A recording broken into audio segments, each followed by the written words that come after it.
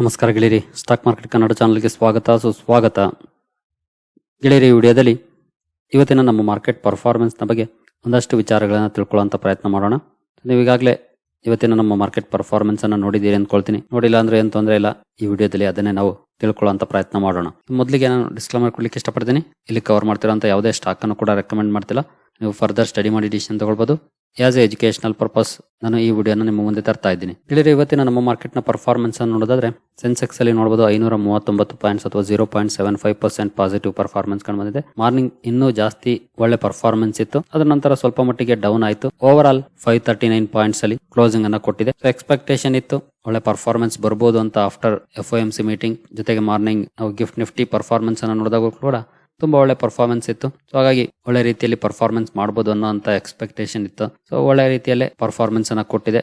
ಸೆನ್ಸೆಕ್ಸ್ ಅಲ್ಲಿ 0.75% ಹಾಗೆ ನಿಫ್ಟಿನಲ್ಲಿ ಪರ್ಫಾರ್ಮೆನ್ಸ್ ಅನ್ನು ನೋಡಿದ್ರೆ ಎಲ್ಲೂ ಕೂಡ 172 ಪಾಯಿಂಟ್ಸ್ ಅಥವಾ 0.79% ಪಾಸಿಟಿವ್ ಪರ್ಫಾರ್ಮೆನ್ಸ್ ಕಂಡು ಬಂದಿದೆ. ನೋಡಬಹುದು ತುಂಬಾ ಚೆನ್ನಾಗಿ ಓಪನ್ ಆಯ್ತು. ನೋಡಬಹುದು 21,839 ಕಿತ್ತು ಕ್ಲೋಸಿಂಗ್ ನಿನ್ನೆ.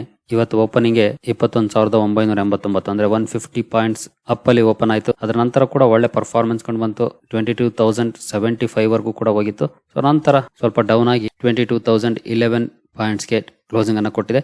ಇದು ತುಂಬಾನೇ ಇಂಪಾರ್ಟೆಂಟ್ ಆಗುತ್ತೆ. ಯಾಕಂದ್ರೆ ಈ ರೌಂಡ್ ಫಿಗರ್ಸ್ 22,000, 22,100, 22,200 ಅಥವಾ 21,900 ಈ ರೀತಿ ರೌಂಡ್ ಫಿಗರ್ಸ್ ಏನಿರುತ್ತೆ ಇದು ಇಂಪಾರ್ಟೆಂಟ್ ಕ್ರೂಷಿಯಲ್ ಲೆವೆಲ್ಸ್ ಆಗಿರುತ್ತೆ. ಯಾಕಂದ್ರೆ ಆಲ್ಮೋಸ್ಟ್ ಅಲ್ಲಿ ರೆಸಿಸ್ಟೆನ್ಸ್ ಲೆವೆಲ್ ಆಗ್ಬೋದು ಅಥವಾ ಸಪೋರ್ಟ್ ಲೆವೆಲ್ ಆಗ್ಬೋದು. ಸೊ ಜಾಸ್ತಿ ವೈ ಪೊಸಿಷನ್ಸ್ ಬಿಲ್ಡ್ ಆಗಿರುತ್ತೆ. ಹಾಗಾಗಿ ಕ್ರೂಷಿಯಲ್ ಲೆವೆಲ್ಸ್ ಆಗುತ್ತೆ. ಸೊ ಅಬೌಟ್ 22,000 ಕ್ಲೋಸಿಂಗ್ ಅನ್ನ ಕೊಟ್ಟಿದೆ ಅಗೈನ್. ಹಾಗೆ ನಾವು ಬೇರೆ ಬ್ರಾಡ್ ಮಾರ್ಕೆಟ್ ಇಂಡೈಸಸ್ ಗಳ ಪರ್ಫಾರ್ಮೆನ್ಸ್ ಅನ್ನ ನೋಡೋದಾದ್ರೆ especially mid cap, small cap ಇವತ್ತು ನೋಡಬಹುದು. ನಿಫ್ಟಿ ಮಿಡ್ ಕ್ಯಾಪ್ 50 ನಲ್ಲಿ 2.5% ಪಾಸಿಟಿವ್ ಪರ್ಫಾರ್ಮೆನ್ಸ್ ಕಂಡು ಬಂದಿದೆ. ಮಿಡ್ ಕ್ಯಾಪ್ 100 ಅಲ್ಲೂ ಕೂಡ ಆಲ್ಮೋಸ್ಟ್ 2.5%, ಸ್ಮಾಲ್ ಕ್ಯಾಪ್ 100 ಅಲ್ಲೂ 2.5%. ನೆಕ್ಸ್ಟ್ ಮಿಡ್ ಕ್ಯಾಪ್ 150 ನಲ್ಲಿ more than 2%. Nifty small cap 50 ನಲ್ಲಿ 2.3%, ಸ್ಮಾಲ್ ಕ್ಯಾಪ್ 250 ನಲ್ಲಿ 2.2%, ಮಿಡ್ ಅಂಡ್ ಸ್ಮಾಲ್ ಕ್ಯಾಪ್ ಅಲ್ಲಿ 2.27%. ನೆಕ್ಸ್ಟ್ ನಾವು ಮೈಕ್ರೋ ಕ್ಯಾಪ್ ಪರ್ಫಾರ್ಮೆನ್ಸ್ ಅನ್ನು ನೋಡೋದಾದ್ರೆ 2.32% ಪಾಸಿಟಿವ್ ಪರ್ಫಾರ್ಮೆನ್ಸ್ ಅನ್ನ ಮೈಕ್ರೋ ಕ್ಯಾಪ್ ಅಲ್ಲೂ ಕೂಡ ನಾವು ನೋಡ್ಲಿಕ್ಕೆ ಸಿಗ್ತಾ ಇದೆ. ಸೊ ಓವರ್ ಆಲ್ ಒಳ್ಳೆ ಪರ್ಫಾರ್ಮೆನ್ಸ್ ಕಂಡು ಬಂತು. ಎಸ್ಪೆಷಲಿ ನೀವು ಇಲ್ಲಿ ನೋಡಬಹುದು ಎಲ್ಲ ಬ್ರಾಡ್ ಮಾರ್ಕೆಟ್ ಇಂಡೈಸಸ್ ಗಳು ಕೂಡ ಪಾಸಿಟಿವ್ ಪರ್ಫಾರ್ಮೆನ್ಸ್ ಇದೆ. ಸೊ ಎಕ್ಸೆಪ್ಟ್ ವಿಕ್ಸ್, ಇದು ವಾಲಟಿಲಿಟಿ ಇಂಡೆಕ್ಸ್ ಶೇರ್ ಅಲ್ಲ. ಯೂಶಲಿ ಮಾರ್ಕೆಟ್ಗೆ ರಿವರ್ಸ್ ಆಗಿ ರಿಯಾಕ್ಷನ್ ಇರುತ್ತೆ ಇದರಲ್ಲಿ ನೋಡಬಹುದು. ನೆಕ್ಸ್ಟ್ ನಾವು ಸೆಕ್ಟೋರಲ್ ಇಂಡೈಸಸ್ ಗಳ ಕಡೆ ಬಂದ್ರೆ ನಿಫ್ಟಿ ಬ್ಯಾಂಕ್ ಅಲ್ಲಿ ಇವತ್ತು ಒಳ್ಳೆ ಪರ್ಫಾರ್ಮೆನ್ಸ್ ಕಂಡು ಬಂದಿದೆ 0.81%.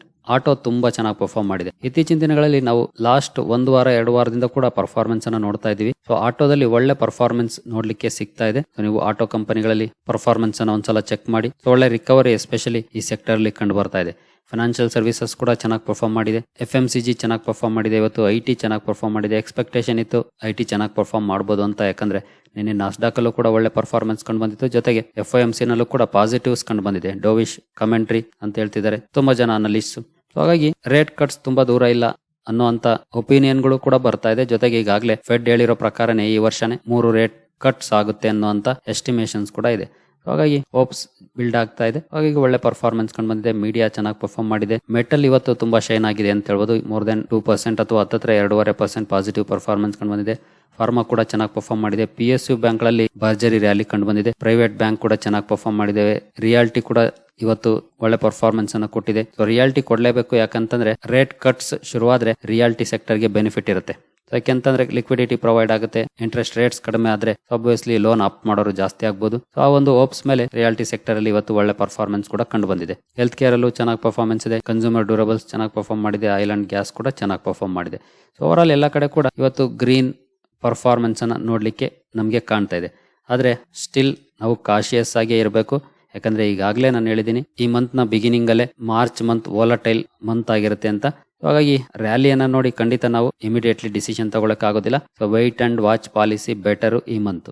ಇನ್ ಕೇಸ್ ನೀವು ಬೈಯಿಂಗ್ ಮಾಡ್ತೀರಿ ಅಂತಂದ್ರೂ ಕೂಡ ಆಸ್ ಯೂಶುವಲ್ ರಿಸ್ಕ್ ರಿವಾರ್ಡ್ ಅರ್ಥ ಮಾಡ್ಕೊಂಡು ನಮ್ಮ ಹತ್ರ ಇರೋದ್ರಲ್ಲಿ ಕಾಲ ಭಾಗ ಅಷ್ಟೇ ಅಲೋಕೇಟ್ ಮಾಡಬೇಕು. ಈಗ ಮಾರ್ಕೆಟ್ಗೆ ಉಳಿದಿದ್ದನ್ನ ಕ್ಯಾಶ್ ಇಟ್ಕೊಂಡು ರೆಡಿ ಇರ್ಬೇಕು ಅಷ್ಟೇ. ಒಳ್ಳೆ ಕಂಪನಿಗಳನ್ನ ಡಿಸ್ಕೌಂಟ್ ಅಲ್ಲಿ ಬೈ ಮಾಡ್ಲಿಕ್ಕೆ ಇನ್ ಕೇಸ್ ಕರೆಕ್ಷನ್ ಜಾಸ್ತಿ ಆದ್ರೆ. ಹಾಗಾಗಿ ಸ್ವಲ್ಪ ಕಾಶಿಯಸ್ ಆಗಿ ಇರಬೇಕಾಗುತ್ತೆ. ಇನ್ ಕೇಸ್ 1 ಮಂತ್ ಪರ್ಫಾರ್ಮೆನ್ಸ್ ಅನ್ನ ನೋಡಿದ್ರೆ ನೋಡಬಹುದು 1 ಮಂತ್ ಅಲ್ಲಿ ಎಷ್ಟು volatile performance over all index ಅಲ್ಲಿ ಕಂಡು ಬರ್ತಾ ಇರೋದು. ನಿಫ್ಟಿ 50 ಅಲ್ಲಿ ಇದು ಯಾವುದೇ ಪರ್ಟಿಕ್ಯುಲರ್ ಸ್ಟಾಕ್ ಅಲ್ಲ. ಸೊ ಪರ್ಟಿಕ್ಯುಲರ್ ಸ್ಟಾಕ್ ಗಳಲ್ಲಿ ಇದಕ್ಕಿಂತ ಜಾಸ್ತಿ ವಾಲಟಿಲಿಟಿ ಕಂಡು ಬಂದಿದೆ, ಈಗಾಗಲೇ ನಮಗೆ ಗೊತ್ತಿದೆ. ಸೊ ಸ್ಟಿಲ್ ಈ ಮಂತ್ ಸ್ವಲ್ಪ ಹುಷಾರಾಗಿ ಹೆಜ್ಜೆ ಇಡಬೇಕಾಗುತ್ತೆ. ಸೊ ಒಂದಿನ ರ್ಯಾಲಿ ಬಂತು ಅಂತ ನಾವು ಇಮಿಡಿಯೇಟ್ಲಿ ನಮ್ಮ ಸ್ಟ್ಯಾನ್ಸ್ ಅನ್ನ ಚೇಂಜ್ ಮಾಡ್ಲಿಕ್ಕೆ ಆಗೋದಿಲ್ಲ. ಸೊ ನೋಡೋಣ, ಇನ್ ಕೇಸ್ ಮುಂದಿನ ದಿನಗಳಲ್ಲಿ ಸಿಚುಯೇಷನ್ ಏನಾದ್ರೂ ಚೇಂಜ್ ಆದ್ರೆ ತಿಳಿಸ್ಕೊಡೋ ಅಂತ ಪ್ರಯತ್ನ ಮಾಡ್ತೀನಿ ನಾನು.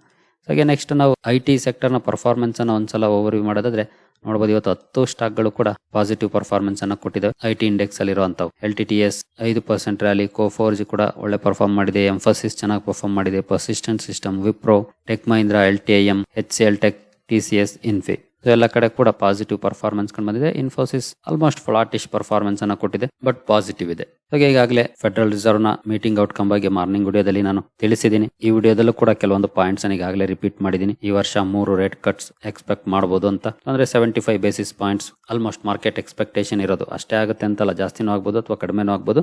ಬಟ್ ಫೆಡ್ ಹೇಳಿರೋ ಪ್ರಕಾರ 3 ರೇಟ್ ಕಟ್ಸ್ ಈ ವರ್ಷದಲ್ಲಿ ಮೇ ಬಿ ಜೂನ್ ಇಂದ ಆಗ್ಬೋದು ಅನ್ನೋ ಅಂತ ಎಕ್ಸ್ಪೆಕ್ಟೇಷನ್ ಇದೆ. ಕೆಲವರು ಅದಕ್ಕೆ ಬೇಡ ಅನ್ನೋ ರೀತಿಯಲ್ಲಿ ಮಾತುಗಳು ಕೂಡ ಕೇಳಿ ಬರ್ತಾ ಇದೆ. ಬಟ್ ಫೆಡ್ ನ ಕಮೆಂಟ್ರಿಯನ್ನ ನೋಡಿದ್ಮೇಲೆ ಈಗ ಕೆಲವರಿಗೆ ಜೂನ್ ಅಲ್ಲಿ ರೇಟ್ ಕಟ್ಸ್ ಆಗ್ಬೋದು ಅನ್ನೋ ಅಂತ ಒಪಿನಿಯನ್ ಕೂಡ ಬರ್ತಾ ಇದೆ. ಗೊತ್ತಿಲ್ಲ ಜೂನ್ ಅಲ್ಲಿ ಏನಾಗುತ್ತೆ ಅಂತ, ಬಟ್ ನೋಡೋಣ. ಅಲ್ಲಿವರೆಗೂ ಹೋಪ್ ಇಟ್ಕೊಂಡಿರೋಣ. ಸೊ ಇಲ್ಲೇ ನೋಡಬಹುದು, Fed leaves key and lending rate unchanged, officials still C 3 rate cuts this year. So ನೋಡೋಣ ಯಾವ ರೀತಿ ಡಿಸಿಷನ್ ತಗೊಳುತ್ತೆ ಅಂತ. ಯಾಕಂದ್ರೆ ಡಿಸಿಷನ್ ತಗೊಳ್ಳೇಬೇಕಾಗುತ್ತೆ. ಸೊ ಡಿಸಿಷನ್ ತಗೊಂಡಿಲ್ಲ ಅಂತಂದ್ರೆ ಅಗೇನ್ ಇನ್ನೊಂಥರ ರಿಸ್ಕ್ ಸ್ಟಾರ್ಟ್ ಆಗುತ್ತೆ. ಅಂದ್ರೆ recessionary fears may be second half ಅಲ್ಲಿ, ಅಂದ್ರೆ ಈ ಕ್ಯಾಲೆಂಡರ್ ಇಯರ್ ನ ಸೆಕೆಂಡ್ ಹಾಫ್ ಅಲ್ಲಿ ತಗೊಳ್ಳುವಂತ ಚಾನ್ಸಸ್ ಇದೆ. ಹಾಗೆ ನೆಕ್ಸ್ಟ್ ನಮ್ಮ ಮಾರ್ಕೆಟ್ ಗೆ ಸಂಬಂಧಪಟ್ಟಂತೆ ಒಂದು ಪಾಸಿಟಿವ್ ನ್ಯೂಸ್ ಕೂಡ ಬಂದಿದೆ. ಸೊ ನೋಡಬಹುದು, India's flash PMI for March shows growth accelerating. So data release ಆಗಿದೆ. ನಾನು ಭಾನುವಾರದ ವಿಡಿಯೋದಲ್ಲಿ ತಿಳಿಸ್ಕೊಟ್ಟಿದ್ದೆ PMI ಡೇಟಾ ಬರುತ್ತೆ ಅಂತ, ಒಂದ್ಸಲ ಬೇಕಿದ್ರೆ ಚೆಕ್ ಮಾಡಿ ಅಂತ. ಸೊ ನೋಡಬಹುದು, PMI shows higher growth in March quarter both compared to the previous quarter as well as the year ago period. That augurs well for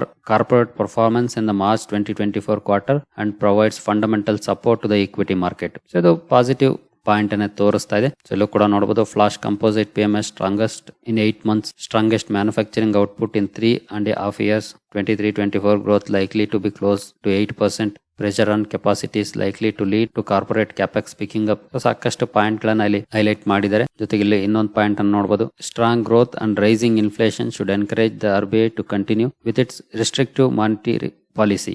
ಅಂದ್ರೆ ಏನು, ರೇಟ್ಸ್ ಜಾಸ್ತಿ ಇದೆ, ಅದೇ ರೇಟ್ಸ್ ಅನ್ನ ಕಂಟಿನ್ಯೂ ಮಾಡ್ಲಿಕ್ಕೂ ಕೂಡ ಇದು ಸಪೋರ್ಟ್ ಮಾಡುತ್ತೆ. ಯಾಕಂದ್ರೆ ಸ್ಟ್ರಾಂಗ್ ಗ್ರೋತ್ ಕಂಡು ಬರ್ತಾ ಇದೆ, ಜೊತೆಗೆ rising inflation. In case strong growth ಇದ್ದು ಇನ್ಫ್ಲೇಷನ್ ಕಡಿಮೆ ಆಗ್ತಿದೆ ಅಂದ್ರೆ ಆಗ RBI ರೇಟ್ ಕಟ್ಸ್ ಬಗ್ಗೆ ಯೋಚನೆ ಮಾಡಬಹುದು. ಬಟ್ ಇಲ್ಲಿ ಎರಡು ಕಡೆನೂ ಕೂಡ ರೇಟ್ಸ್ ಜಾಸ್ತಿ ಇರೋದಕ್ಕೆ ಸಪೋರ್ಟಿವ್ ಆಗಿದೆ. ಹಾಗಾಗಿ ಏನು ಕಂಟಿನ್ಯೂ ಆಗ್ಬೋದು ಅಂತ ಕೂಡ ಹೇಳ್ತಿದೆ ಈ ನ್ಯೂಸ್. ಹಾಗೆ once federal reserve rate cuts ಅನ್ನ ಶುರು ಮಾಡ್ತು ಅಂದ್ರೆ ಆಬ್ವಿಯಸ್ಲಿ ಅದು ಎಲ್ಲ ಮಾರ್ಕೆಟ್ ಗಳ ಮೇಲೂ ಇಂಪ್ಯಾಕ್ಟ್ ಅನ್ನ ಮಾಡುತ್ತೆ. ಜೊತೆಗೆ ಎಲ್ಲ ಬೇರೆ ಸೆಂಟ್ರಲ್ ಬ್ಯಾಂಕ್ಗಳು ಕೂಡ ರೇಟ್ ಕಟ್ಸ್ ಅನ್ನ ಮಾಡ್ಲಿಕ್ಕೆ ಶುರು ಮಾಡ್ತವೆ.